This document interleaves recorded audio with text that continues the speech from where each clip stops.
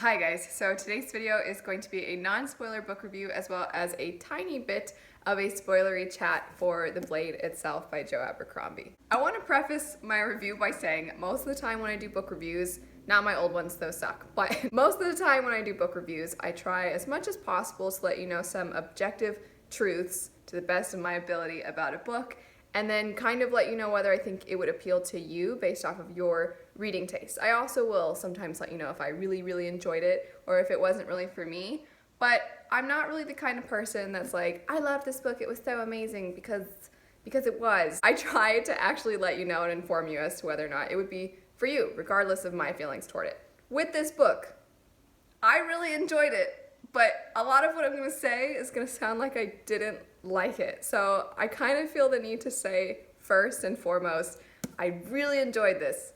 It's just not gonna sound like I did. I would say that this book is more character driven, probably, than basically anything else I've ever read. That's not a bad thing, that's not a good thing, I just think it's the truth, and maybe I need to read more, but I honestly, if I were to try and describe the plot to you, I would just start describing the characters. I wouldn't even be able to describe the characters' wants and desires, because our characters don't have a ton of agency. And the only other thing I can equate it to are stories that follow a character's life story. So Name of the Wind, Bloodsong, those kinds of books, if you've read them, you know what I'm talking about if you haven't read them. Basically, if a character is like, hey, I was awesome once, let me tell you how I got to be awesome, and then they tell you all about their life. Those kinds of stories, it's expected for you when you're giving somebody the synopsis to say, this follows this character and it's their life story. But with this one, it's not that. The characters are just, they're people in this world and you follow them.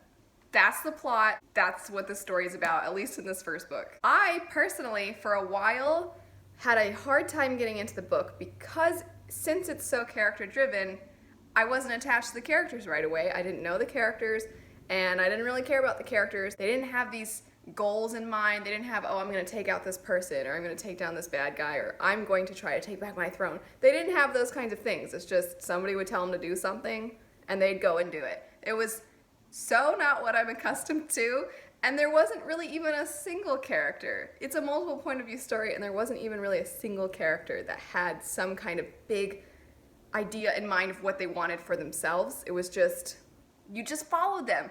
And I ended up really loving the book because I had such a good time getting to know these characters. So we have a few. Glokta, okay. For those of you that have read the book, you're gonna think probably that I'm a weirdo, but if I wasn't married and Glokta was real, I would consider that man. I loved him so much, and you guys that haven't read it are gonna think I'm crazy when you hear me talk about him. So Glokta used to be the bee's knees, and then stuff happened and he was tortured, and when we first meet him, he is now a part of the Inquisition and he tortures people for information. That is his career, and he has some injuries that make it very difficult for him to walk. He's constantly in a lot of pain, he's missing teeth, he can hardly eat, he can hardly function without the help of other people. But Joe Abercrombie, in my opinion, did such an amazing job making him so complex and so interesting to read about and funny and entertaining. I loved his character so much. I did not really love Giselle at first, but I just find that so often when authors write Grimdark, which is what this trilogy is supposed to be, when they write Grimdark, I find so often that they rely kind of on shock to make you feel deeply disturbed, and they have to write really bizarre, awful content, and it's like, look how gritty and dark it is, isn't it dark? And then when they're showing you morally gray characters, a lot of times they're so gray and to the point where they're just, you can't root for them and you don't like them and you don't care to get to know them, and they're basically irredeemable. There's nothing they can do to make up for the fact that they're total a-holes for most of the story or for all of the story. And that is not the case, I found personally, because I hated this guy. When you first meet Giselle, he's the worst. He's awful, he's very elitist and pompous and pretentious and sexist, and he's awful. You don't like this guy. But This is actually, I think, a perfect example of a world in which that is the world. The world is this way. There's a lot of issues in their world, and he's kind of a product of his society and his upbringing. He believes he's all that because he's got good blood and because he's good looking and because he gets what he wants. Then that's kind of how his mind has been shaped. So I hated the guy, and sometimes it was almost written to the extreme. I mean, there was a line in there about how it's his favorite time of day when he gets to look at the mirror at himself and stuff. Just so arrogant and vain. But I still think that Joe Abercrombie showed a real person in a way. I mean, I can envision this being a real human being that I can't stand, and then you see years later and they're better now. You know what I mean? If that makes any sense. That's kind of how I feel about this character, that they have potential. When you're reading about them, you hate them at first, but then you get little snippets and you start to see how maybe possibly they could be shaped into somebody better. And I loved that aspect of this story. We do have several other characters that are fairly notable throughout the story and have their own perspectives, but I don't want to just go into a character analysis of every single character. I just think that Joe Abercrombie, what he does really well in this story, I think, is that he writes characters that are flawed, but you still are interested to get to know. And it took me a while to care to get to know them, some of them, but I'm so glad I stuck it through because I really did enjoy getting to know these characters. And no, none of them are heroes. And normally I like having at least somebody that I think, this is the good one. This is the one that I'm going to ultimately want to win, if you will, in whatever they're doing. And I didn't have that feeling, but I still really liked getting to know all these characters. I say all of that though, knowing that I am a character-driven reader. I like getting to know characters, and I don't really need much of a plot if I eventually am interested in what is going on with these characters. However, if you are a plot-driven reader, I don't know if this book is for you because the characters have nothing they want to attain really at all. They just do what they do. And because it's multiple point of view, you will follow a character doing what they're doing for that chapter, and then the next time you see them, they're basically doing something else. So sometimes it felt slightly disorienting when you would go from one character to the next and then back to this other character, because when I read multiple point of view stories, I've found that most of the time the characters sort of kind of discuss what they're going to do next, or they have something in mind that they're going to do, so you kind of expect that for the next time. So if somebody's like, I'm traveling to this inn, we better stop to rest, then the next time I see them, I kind of expect like they're going to be back on the road again or whatever, right? But in this one, there'd be stuff happening with a character, and then the next time you saw them, it's just, oh, here's what they're doing now. That's sort of how it felt.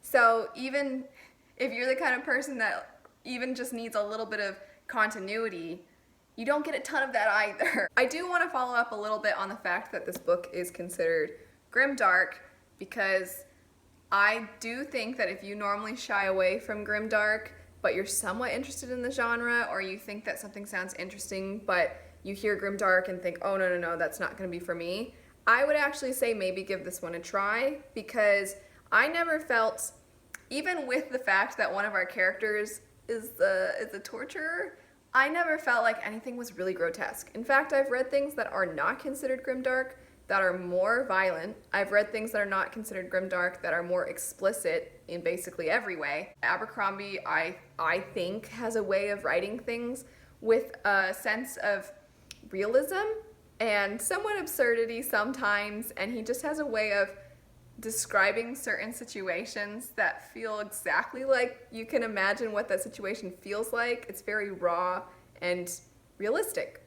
But it's not written in a way that's super poetic, if that makes sense, where everything, the simplest of things about human life, are made out to be beautiful. It's not really like that. It's very grounded. And I think that's kind of why the tone, why it's considered grimdark, because it's really just, there it is. It's kind of raw and in your face. But I personally didn't think it ever crossed the line to being disgusting or I can't handle this. And I really appreciated that, because I think there are ways to describe dark content without trying to make people uncomfortable. One last thing I want to touch on in the non-spoiler part would be descriptions. So, Abercrombie definitely describes things in a lot of detail, and that sometimes in fantasy can annoy me because I find that there are different ways to describe things in books. Sometimes the way in which things are described is, hey reader, let me explain everything about the setting to you, and then we'll get around to the characters. Sorry that I said that so derisively. I'm not saying that's a bad way to do it, it's just not my favorite way to do it. If it's not pertinent to the story or to the characters, I don't care what the rug looks like on the ground. If it doesn't play a role, I don't care. However, if you have a character who walks into a room and they trip on the rug, or they think, wow, this rug is so soft, I really love that way of describing things. As it makes sense to describe it, as it plays a role in what's happening for the characters, that's when I think the description should happen. And that's what Joe Abercrombie does, which I really liked. He does describe things a lot, which for some people they're not big fans of heavy descriptions, regardless of how it's delivered to them. But I do appreciate that the way in which he wrote them, to me, always felt like it made sense to what was happening with our characters. I really liked that. I will add to that though, some people think that lots of descriptions means great world building. I don't know, I personally don't agree with that, and I don't know if I should say this book has good or bad world building, because I don't know a ton about the world. I don't know a ton about the culture, I don't know a ton about the politics, and I really don't know a ton about what it looks like beyond the things that the characters encounter, but I do feel like I understood the tone of the world. I understood stakes, I understood that there's corruption, and that to me is a part of world building. So again, everything is so ingrained in how it relates to the characters. This book is just super character driven. So to sum up, this is a very character driven story that's grimdark without being too dark, in my opinion. Did you get that from the review? And me, I feel like repeating myself over and over again. It's really character driven, guys. I am going to get into a couple of spoilery parts, so if you haven't read the book, I highly recommend stopping now. Okay, jumping into the spoilery parts. I just kind of want to give a shout out to some of my favorite scenes in the book. One of my favorite scenes, because I just couldn't stand Giselle and I loved Glocta so much, when we got that scene where Giselle is getting ready to go practice fencing and then his instructor's not there, it's Glocta instead. And there's, I think, not a ton of reason for that scene to happen, but I loved it anyway. I just loved how Glocta kind of got Giselle tongue-tied and he was kind of caught in his own lies. I just loved that encounter so much. I thought that's something that Joe Abercrombie did so well, is you get these exchanges between characters, and that reveals so much about the characters, how they interact with each other, how they think of each other. And I thought that scene displayed that really well. For those of you that are really big fans of Logan, I'm sorry I didn't give more time to him in the non-spoiler part, but I do want to talk about that one scene. Oh man, this is when I think the book, I was like, all right, I'm in. And it was this scene when Logan and Baez and Malachus Kwai are traveling and they get confronted by some of Bethod's soldiers. And one of them is apparently somebody that used to fight against Bethod back when Logan fought for Bethod. And they have this meeting, and he says, you know what, you know what's up, you guys are gonna die, just surrender, put your weapons down, and then come with us. And he says, like, you know, I'm sorry, but it has to be done. They have battle. and then Baez burns everybody up, except for the main guy that used to fight against Logan. They've just always been on opposite sides, and he tells Logan, please kill me, because he knows there's no way, even if he did survive, Bethod's gonna kill him.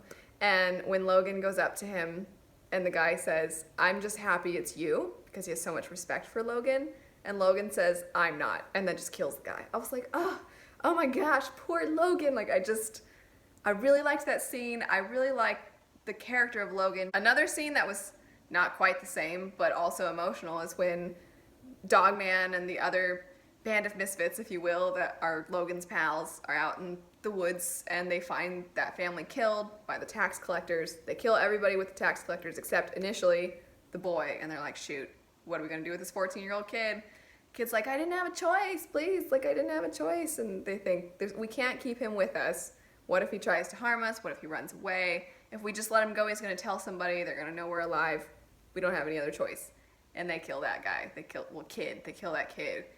That is actually, I think, a good what else were they going to do? What's the right answer here sort of situation? Because that kid was not perfectly blameless. He's not a sweet, innocent child. He did just spend time with a group of people that hung a grandfather, a mother, and her children. So he's not squeaky clean, but also he's 14, and he even pleads and tells them, I didn't have a choice. What else was I supposed to do? And they tell him, like, we know you didn't have a choice. We're sorry. That scene was also good because you get this group of men that just seem like they're these big thugs, but they just got to do what they got to do. I don't know. I thought that scene shows Grimdark. That scene defines Grimdark, basically. Getting into my favorite scene of the book. So, West, call him West, was a character that so much of the book, I'm like, this dude's like the only good guy. He's the only good guy. In a normal way, right? He's not super fascinating or anything.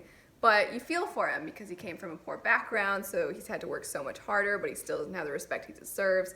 You just feel for the guy.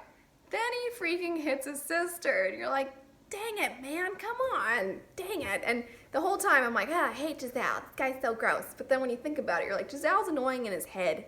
He's kind of a butt. However, he's not going around beating up his sister. He's not going around hurting somebody who he knows has a history of abuse. Also, it's just, that scene was sad. That's not my favorite scene. That's not the one. But I just wanted to give some backup as far as how I felt about West. I liked the guy. I felt so bad for him. I feel bad for his sister. And Joe Abercrombie made me feel bad for the guy that's beating on his sister, right? That's, I'm just like, am I a bad person? That's kind of how I felt reading about him. Then, when he comes to Glocta, oh my gosh, that scene, when I finished that scene, I just kind of sat there and thought, I'm pretty close to the end of the book. I need to keep reading. But I just really want to stop and reflect on this scene. I just loved it so much, that interaction between him and Glocta. When Glocta finds out that West did come back to see him after what had happened, and how Glocta realizes maybe there's some humanity left in him anyway, maybe he just needed a friend, and you're just like, oh, poor Glocta, I'll be your friend. And it was so well done, and it felt so real. I just felt like I could see it happening. And then when West is crying and Glocta's like, they're there, and he's like, am I really the one comforting someone?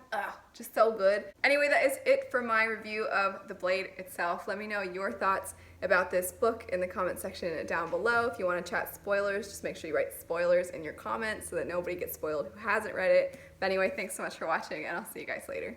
Bye.